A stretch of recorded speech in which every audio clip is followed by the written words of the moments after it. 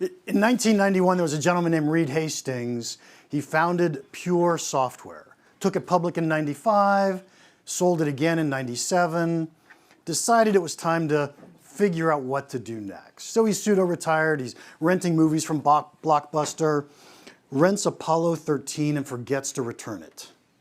6 weeks late. $40 late fee. And he's afraid to tell his wife. So he goes to the gym, he's working out, and as he's working out at the gym, he's like, well, wait, I pay the gym $30 to $40 a month to be able to work out here.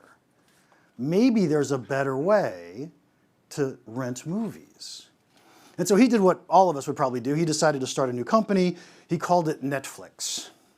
You may have heard of them, right? And so Netflix, if you think about it, they killed Blockbuster. The subscription model absolutely dominated the let's rent a movie at night model. But it doesn't stop there. Think about, oh God, I was a salesperson, not a good one, you'll hear about that later, but I was a salesperson some 35 years ago, and I used ACT as my CRM, ACT. They barely exist today. What happened? Salesforce.com came along. We now subscribe to our CRM. It dominated ACT. Other companies, Microsoft, Adobe, these people have taken their perpetual licenses and essentially obsoleted them and replaced them with subscriptions. Subscriptions are dominating perpetual licenses for the right markets, for the right situations. So what is a subscription? It turns out subscriptions have been around for a long time. We think they're brand new. We think that Salesforce came up with the very first subscription, and that's the one that we all follow and say, oh, aren't they great? And they are. We follow them a lot. We mimic a lot of what they do. But it turns out subscriptions were around a long time before Salesforce. So we've had gyms, of course, that's where Reed Hastings got his idea. We've got New York Times newspapers. We've subscribed to newspapers for forever. Even in the B2B world, we would subscribe to Dun & Bradstreet so that we could get information about our potential buyers and potential customers. Subscriptions have existed for a very long time. And now when we think of subscriptions, we typically think about SaaS. We typically think, oh, we could have a software as a subscription. And it fits really well because we can take our perpetual license applications, stick them in the cloud, give people access to that. We've got cloud-based solutions all over. And we can charge by the month, by the year, by the something as we do our SaaS business. And so SaaS is a pretty common way for us to think about subscriptions. Turns out there are many, many things that are going subscriptions. You can subscribe, well, Dollar Shave Club, right? That's a subscription. You can subscribe to your razors. Here in Atlanta, you can subscribe to a Porsche. This is fascinating. And it isn't renting a Porsche, it isn't leasing a Porsche, it's truly subscribing. You pay them your $2,000 or your $3,000 a month, whichever program you're on, and you can drive whatever car you want. They're going to cover the maintenance, they're going to cover the insurance. All you have to do is put gas in the car and drive it. This is a subscription. You can subscribe to almost anything. Amazon Prime, of course, most of us are subscribing to free delivery to our house when we buy from Amazon. So if we think about what a subscription really is, it's really a periodic payment for a stream of benefits. If we can get a customer to receive and understand and recognize they're getting benefit day after day or month after month, that's a perfect business for us to think about how do we move that to a subscription? How do we get customers to pay us periodically? And so sellers, and when I say the word sellers, I mean companies that are selling products like Honeywell. Sellers love subscriptions. We should love subscriptions because there's some amazing reasons that subscriptions are so amazing. We get faster growth. One of the best things about subscriptions is if you're selling a perpetual license, on day one of your fiscal year, you now have zero revenue. And we have to go build 100% of last year's revenue and then sell more than that in order to grow the company. if we're running a subscription business, on day one of a fiscal year, we typically have 70% of the year's revenue already booked. So now we only have to fill the 30% bucket before we get to start to grow. This is an incredible experience for us to have faster growth. We end up with higher lifetime value of our customers. A customer pays us a fee in a perpetual license. We get a maintenance fee after that for a period of time, but that maintenance fee starts to dwindle, right? Even though it may go up, it dwindles in comparison to a subscription price, where if we can keep a customer for 5 years, 6 years, 10 years, the overall lifetime value of that customer is huge compared to the perpetual license plus the maintenance fees. And our investors reward it. In the outside world, SaaS-based companies get 4 to 10 times the valuation as non-subscription companies for the same amount of revenue. It is huge. Investors love SaaS businesses, subscription businesses. But this is the part that you guys care about. It's easier to sell. I love subscriptions because they really are easier to sell. When we structure everything properly, we do things correctly. Why? First off, customers are buying the benefit. They're not buying the product. Think about Microsoft Office. When you went and bought Microsoft Office a long time ago, you went to Fry's or Best Buy and you bought a shrink wrap and you bought a thing, right? This is my thing. And you have to say, is this thing going to solve my problems? Is this thing going to do what I want? But now instead we say, hey, I need the ability to do my word processing, to do my spreadsheets. We subscribe because we want to solve the problem and we know that this is delivering to us the benefit. So our customers are thinking in terms of benefits, not in terms of products. And we should be selling in terms of benefits, not in terms of products. It's simple and logical. Typically, when we sell SaaS products, we sell them directly towards those benefits our customers are looking for, directly towards the benefit they need. And so it gives us the ability to have logical solutions. It gives our customers the ability to grow. One of my favorite things about SaaS, especially cloud-based SaaS, is a customer can buy one seat, decide they love it, and upgrade to 100 seats or 1,000 seats or 10,000 seats. They can buy our basic package, decide they love it, and decide to upgrade to our better package, our best package. We give customers the ability to grow with us when we sell them SaaS products. And then finally, it's lower risk. It turns out that in a lot of worlds, in a lot of the SaaS world, I can subscribe for a month and know if you're really solving my problem or not. And if you're not, then I don't have to pay you the next month. And if you are, then I pay you month after month after month. So it's much lower risk to our customers if they can essentially try it and say, is it really solving my problem? Can we really use this? Throughout the talk today, we'll do a few impactful insights, and this is just a summary or an observation that I find amazing. And I have to tell you that probably 5 years ago, I decided to start studying subscriptions. I'd always lived in the transaction world just like you guys do.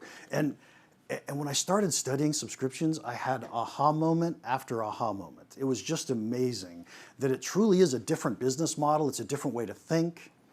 And we're going to share a whole lot of those with you today as we go through. But this one is just a summary of what we just said. Subscription businesses grow faster, have higher customer lifetime value, and higher valuations. And by the way, our customers love them too. Right? And so this is a no-brainer. We should be thinking, how do we get to subscription? How do we get there? Now, this is my favorite observation. Of all the observations that I made in subscriptions, it is this one. Win, keep, grow. We are now managing 3 revenue buckets instead of 1 revenue bucket.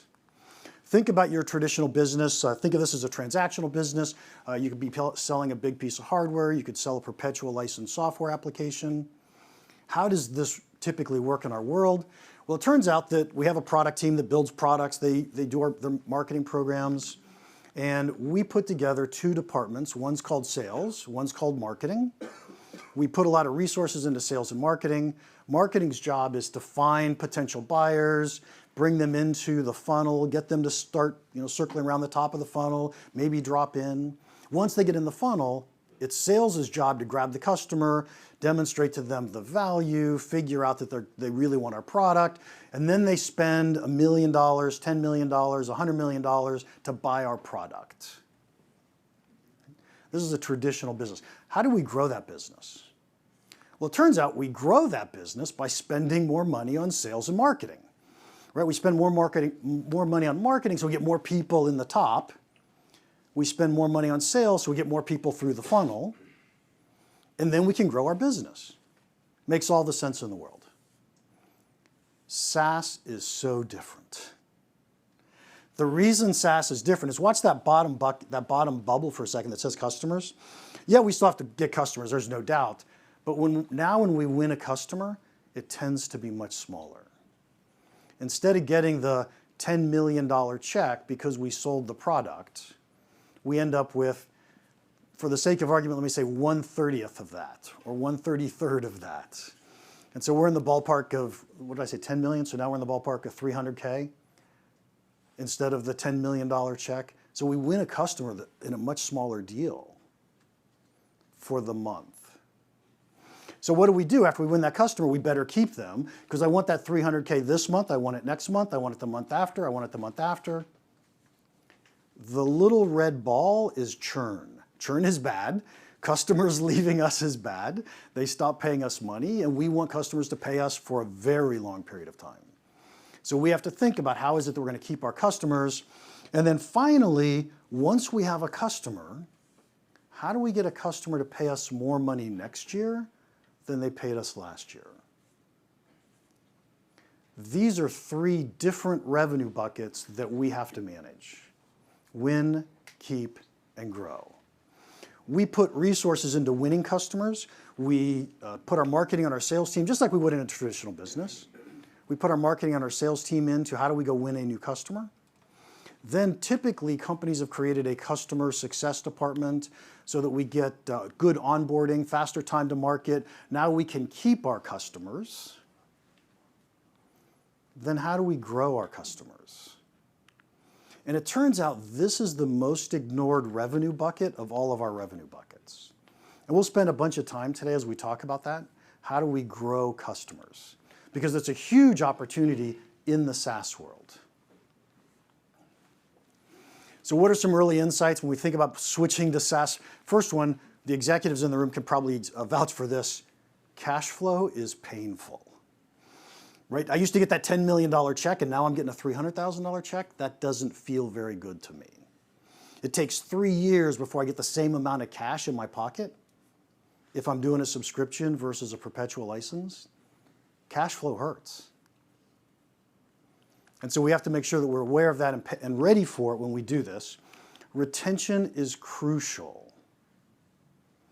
If we're not keeping our customers happy, they're going to leave us. And that's a bad thing, because this is our lifetime value of a customer. This is our stream of future revenue. Another one of my favorite ahas of subscriptions is we have to care if our customers like our product. Think about this for a second. If you went and bought a new car, you're going to go buy a new Ford, and you go to the dealer, you give them the money, you drive off with your $50,000 Ford vehicle, whatever it happens to be. You take it home, you park it in the garage, and you never, ever drive it again. Does Ford care? Heck no.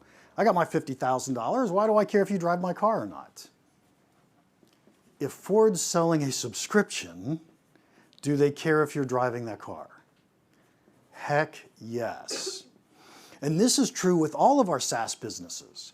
Right? When you get a new customer, you actually care if they like and use your product. Where before, we never really did. Right? Did Microsoft really care when you bought that box of Word and took it home?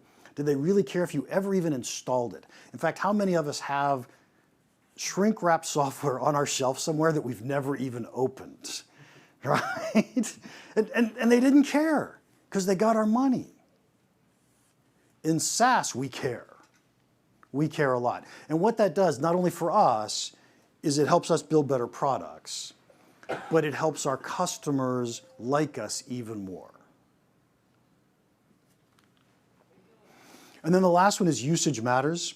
Usage is one of those metrics. I don't know if you guys are measuring this today on your SaaS-based products. As you develop products, I strongly recommend you monitor usage on as many things as you possibly can. And the reason is we care about what our customers are using, how much they use it, and we care about that because it helps us define what's the next version of the product that we should build. If we were going to change our features and create different packages, which customers use which features so that they get more value. And so monitoring usage, it gives us an insight into how our customers value our products. Because how they use it is how they value it. So I highly recommend we think about usage, and we're monitoring usage and watching it. But a great impactful insight here, managing a subscription is more complex than a traditional business. Right? We used to have to worry about marketing and sales, and that's it. But now we have to focus on winning, keeping, and growing customers. So it's more complex for us inside, but it's way more valuable for us, and it's a much better product for our customers.